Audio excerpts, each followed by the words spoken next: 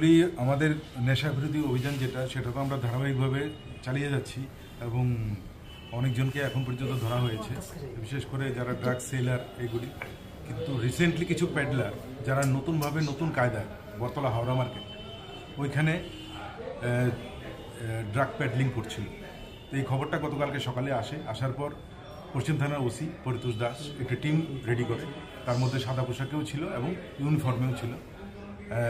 Howrah market থেকে 2:45 নাগাদ red করা হয়। রেড করার পর সেখান থেকে টোটাল প্রথম 4 জনকে অ্যারেস্ট করা হয়, যাদের পজিশনে এটা ছিল। অ্যাকচুয়ালি ওরা অ্যাসেম্বল হয়েছিল, সঙ্গে আরও কয়েকজন ছিল, তারা পালিয়ে গেছে। তো অ্যাসেম্বল হয়েছিল এই ড্রাগ ডিস্ট্রিবিউশনের জন্য, এটাকে ডিস্ট্রিবিউট করার জন্য নিজেদের মধ্যে। ওই সময় রেডটা করা হয়। রেড করার পর 2টো পাউচ পাওয়া গেছে এবং 4 জনকে ধরা হয়েছে। তো এই 4 জনকে জিজ্ঞাসাবাদের পর আরও 2 জন মহিলাকে পাওয়া গেছে যারা এই ড্রাগ প্যাডলিং করছে বিভিন্ন জায়গায়।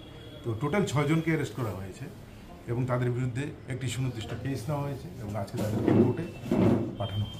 নাম কি বলা যাবে? নাম এদের রামু দাস, নাম যথাক্রম হচ্ছে রামু দাস, তারপর অবিনাশ দেবনাথ, তারপর অনিমেষ ঘোষ, সঞ্জু দেব বর্মা, আর মহিলা হচ্ছে পিঙ্কি দাস এবং পূজা ঘোষ।